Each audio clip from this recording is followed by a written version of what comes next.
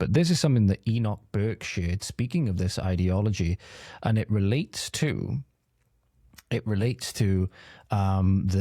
seeming at least moral cowardice within the church that I mentioned before, that, as I've observed at least, and I don't mean this with any disrespect or anything like that whatsoever, seems to even go up as high as the top of the Vatican, even in some instances, with the issues that the cardinals and the Pope will talk about, the ideologies that they'll name that are responsible for persecution against Christians, against faithful, all this stuff, right? But this is very, very shocking. So Enoch Burke posted this. There was a church leader that was unmasked as trans ideology influencer. This is how deeply entrenched this is now, that it has infiltrated the church, or churches, I should say. This has massively infiltrated many churches. Usually now you see it, a lot of the Protestant denominations pushing this stuff that have become increasingly liberalized, as seemingly as a means to still call themselves Christian, but get away from a lot of the Christian teachings themselves and the sacraments and all stuff like that. Again, I see a lot of the arguments between this, and I love a clip of Andrew Wilson talking about this the other day. Andrew Wilson, Eastern Orthodox Christian commentator, political commentator on a lot of things, debater as well, blood sport debater. And obviously Eastern Orthodox don't recognize the Pope and anything like that. He's very strong. He's very strong in this view. And when you see him talking with and about Catholics in particular and stuff like that, you see that the schism is still definitely going strong, as much as there's trying to be unity and stuff like that.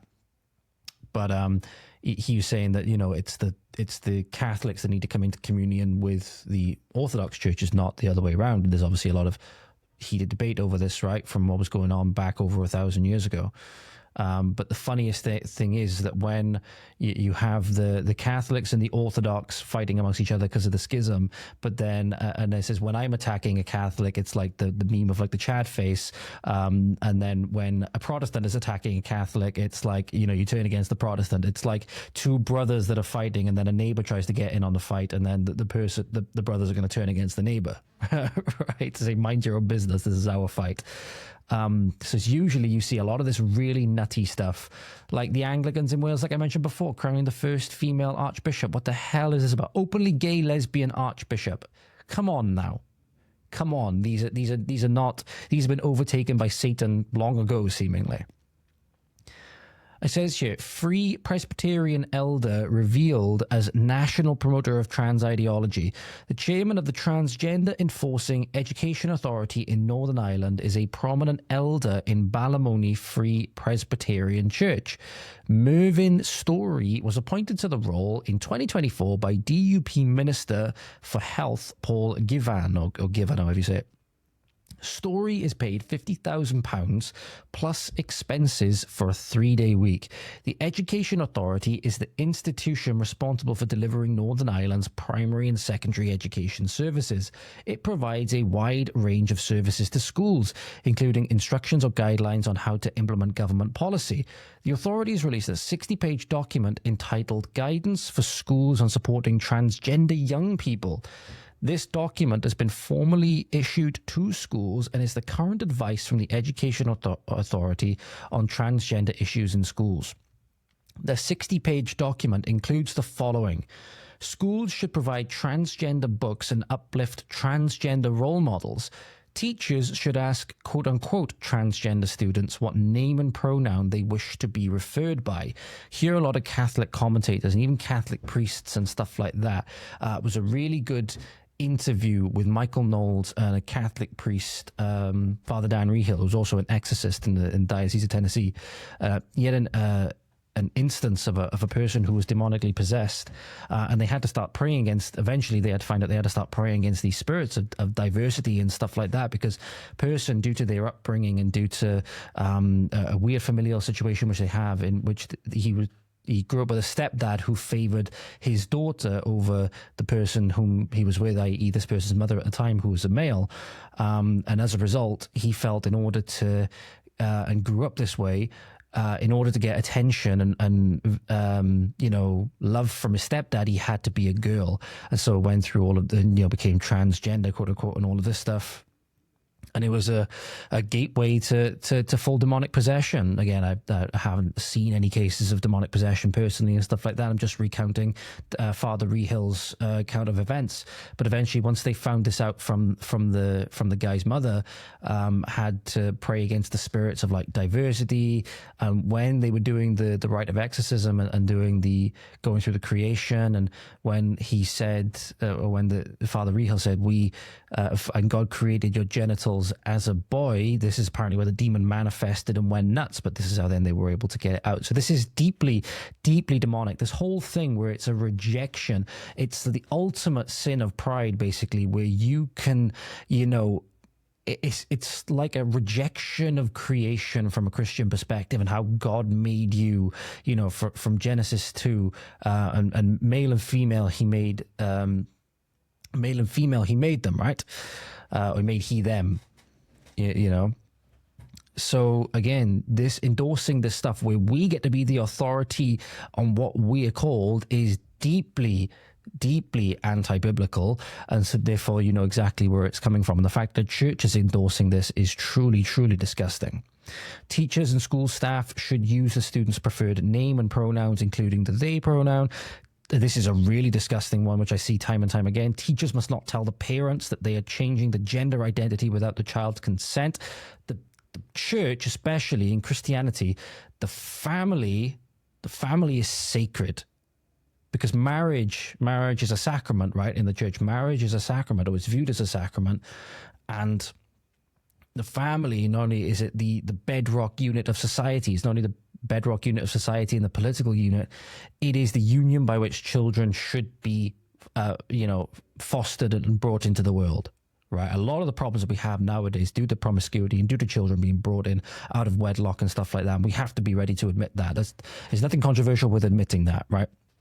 When you're not committed to each other, when you're not committed to each other in the eyes of a higher power that's joined you together, that leaves you at mercy to do whatever the hell you want based on whatever whim you want. It's why no-fault divorce is such a big thing, right?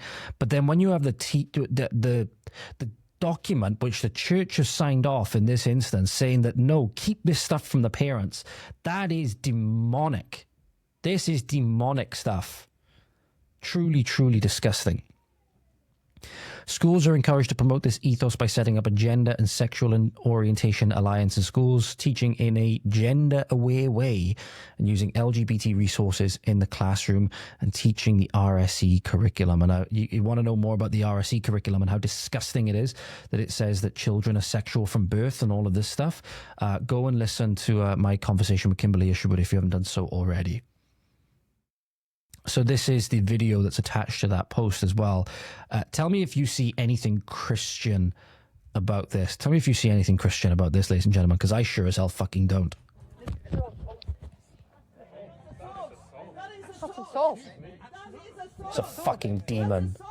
Over with you, please, Mr. Stewart. You're the director of the Education Authority, that's correct. And it's responsible for delivering education services in the north. Thank you. Can you move out my way? Transgenderism. Why do you promote sodomy? You're promoting transgenderism. It's fucking demonic. Promote LGBT, transgender ideology. How does that tie in, Murder? Now, say what you want, right? Say what you want. You might disagree with Christianity, you might disagree with church teaching, you might disagree with all of these things, right? That's fair enough. You're a human being, free will, ability to think and reason. You can think whatever the hell you want. Right? Not denying that. But there is a problem if a church is going to go against the very teachings which it was founded on and still say in the name of it that it is a church in Christ's name. You can call that out and say that that is disgusting. You can at least call that out and say that that's not what the church should be doing. Because if you're going to stand for something, stand for it. Don't claim to stand for something and then behind the back do something different. Right? Especially it's something as important to community and people's livelihoods as the church. Right? You got to think about it. The church was often, especially throughout history, was the center of townships and the center of cities, and people literally built the towns around the church because it was integral to public and community life. used to be where you'd go and potentially meet a future spouse, right? Everybody would gather there on a Sunday to celebrate Mass. You know, if you're Catholic or Orthodox, or go to a service, right? It was integral to everything. You know, after the church service, you go, you know, for a social, you spend some time with your fellow churchgoers. You discuss business, you discuss jobs, you discuss family life, all of these things, right?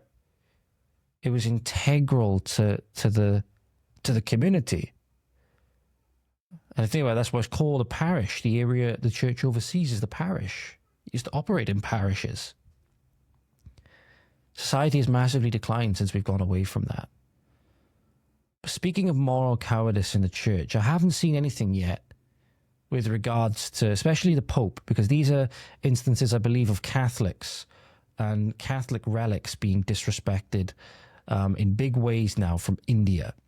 Now, I want to bring this up because I go on about the abuse and persecution of Christians at the hand of Muslims a lot, because it's happening all across the world. It's happening right now. And obviously they persecute other groups as well, the Yazidis, all other groups as well, right? And they persecute each other. A lot of these Muslim terror groups do. What came out of India recently was very troubling indeed. Sorry, ladies and gentlemen, there was a horrendous noise that came from outside just now. Anyway, my sincere apologies. Like I said, there's a lot of troubling videos coming up, particularly from India at the moment, with Hindus and the way that they treat Christians as well.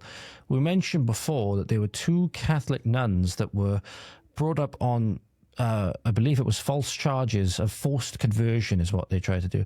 This is an example of how these Christian nuns, for example, are often treated in these areas of the world, and that Christian persecution goes on every single day, multiple times a day, possibly bigger than anywhere else, possibly more than anywhere else on the planet, and people don't want to talk about it. आप लोगों को वहाँ खाना बनाने वाले नहीं मिलते आगरा में, मैं दिलवा दूं, जो छत्तीसगढ़ आए हैं आप लोग यहाँ लेने के लिए हमारे यहाँ की लड़कियों को पूरा लॉट का लॉट दिलवा देती हूँ खाना बनाने के लिए वहाँ आगरा में। जिस तरीके से गतिविधि कर रहे हैं समझ में आया मेरा थोपड़ा मालूम है। So I don't actually know what she's saying, but fair to say she's not exactly speaking in a very respectful tone and is being very respectful to the 2 nuns which you see here.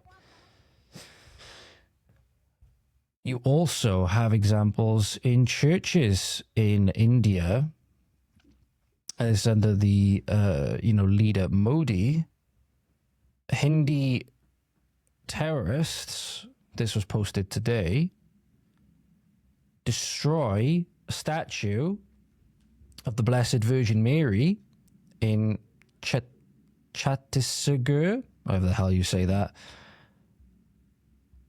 And the person alleges that posted that this is reflective of basically daily life for Christians in India. So here's that clip coming up for you now, ladies and gentlemen. Here's these terrorists desecrating and destroying a statue of the Blessed Virgin Mary.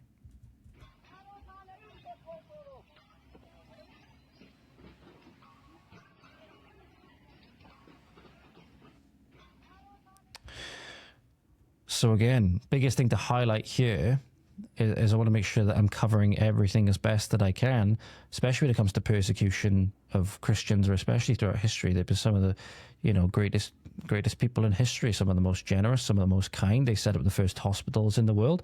There's a reason many hospitals today are named after the saints, right? St. John, St. Luke, St. Mark, St. Paul, right? There's a reason for that. The first ones in the world to set up hospitals and actually try to start treating people with the primitive methods they had at the time. And a lot of the people that have been responsible for some of the main scientific advances throughout throughout modernity especially, have been Christians. People don't know this, right? People want to use science often to discredit Christianity and all of this stuff, right, through their very limited way of viewing things. And they'll say the Big Bang and stuff like that.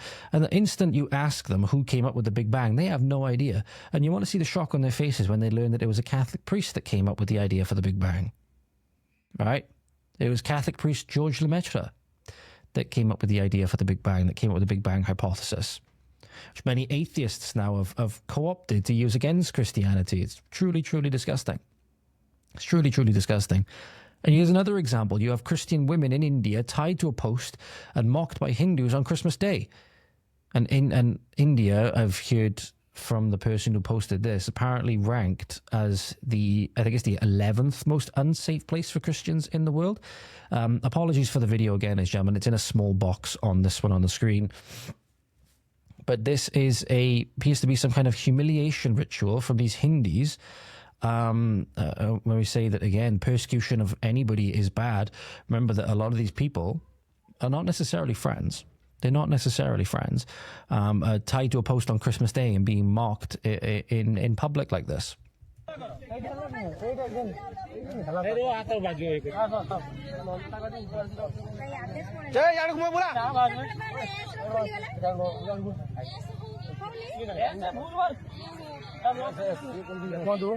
Nilgiri Devasena ଆଜି ଆସିକି ଏଇ ଜାଗାରେ ପହଞ୍ଚିଛି।